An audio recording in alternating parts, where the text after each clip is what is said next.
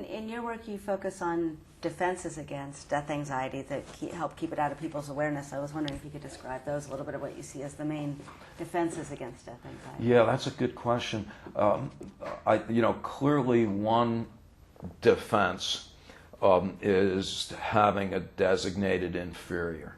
It's an unsavory one, but we think, and remember Mark Landau and Daniel Sullivan talked about this in Israel, that unfortunately it may be the case that humans require scapegoats and hate objects.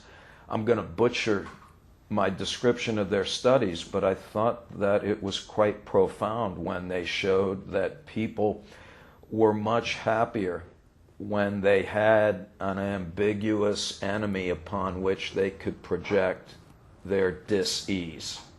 So that's one way that people keep death anxiety at bay. As you know from your own work, another way is what Kierkegaard described as tranquilizing oneself with the trivial. And I love that term, again, back to the geniuses twisting a phrase. You can just keep yourself in a drunken stupor as a way to mitigate anxiety. And certainly there's no shortage of people that resort to that today or historically. We know that watching television is a non-pharmacological stupor. Shopping appears to do the trick. And I say all these things, based on our research as well as just anecdotal contention. So each of these things, we know that death reminders make people more antagonistic towards outgroup members, for example. And we know that in the aftermath, for example, of September 11th, 2001, that drug and alcohol consumption went way up. Blockbuster Video had their best month ever. Gambling went way up. People bought a whole lot of guns. And so that would be another way to manage death anxiety. Some people become more attached in a dogmatic sense to their religious beliefs. But from what I've said so far, though, it sure sounds like everything that one does to manage death anxiety is necessarily unfortunate and malignant. And I don't believe that to be the case. I think there are more benign forms of managing death anxiety. And I say this again both as an anecdotal statement but also based on the research. And so the Israelis, Mario Nikolintzer and Gilad Hirschberger and Victor Florian, I think they've shown that one way to manage death anxiety is to take comfort in your relationships, particularly those with significant others. And okay, so some people call that a defense, but I don't see that starting wars or depressions. So be it.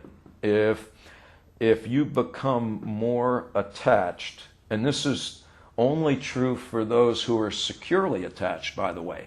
So if a securely attached person manages death anxiety by wanting to be closer to their people, I have a hard time seeing that as problematic. I think that there's a distinction also to be made. Alport made a distinction between intrinsic and extrinsic religiosity. Mm-hmm. And, the extrinsic type would be your kind of fundamentalist, God wrote the Bible, and if you don't agree with every word, we'll kill you. Then there's the more intrinsic religion. That's more of the hard place as opposed to the rock, which is I have these strong spiritual beliefs, even if they are vague and inchoate.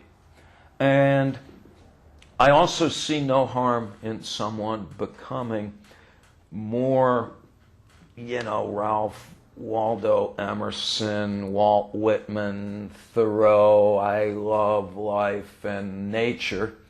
I see no harm in that either.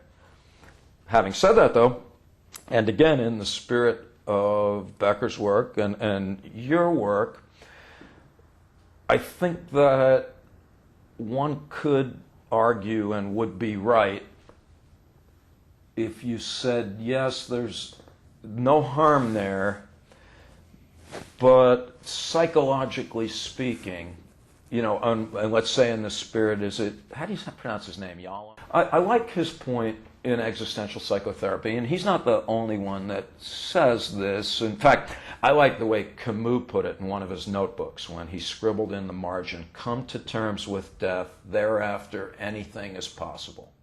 You can only go so far with managing death anxiety by sweeping it under the psychological rug. Ultimately, you got to bring it out and, in the Kierkegaardian sense, enroll in the school of anxiety, which cannot be accomplished, as you know, without an incredible amount of anxiety and discomfort, because to recognize that you are finite and not particularly pleased by that prospect, is to momentarily divest yourself of all of the culturally and interpersonally constructed delusions and fantasy bonds that have sustained you for your whole life. And you can't do that without momentarily, psychologically speaking, dangling on the precipice of oblivion. But then and only then can that real kernel of who and what you are begin to emerge. And that's when we're going to see people, myself included, at their best.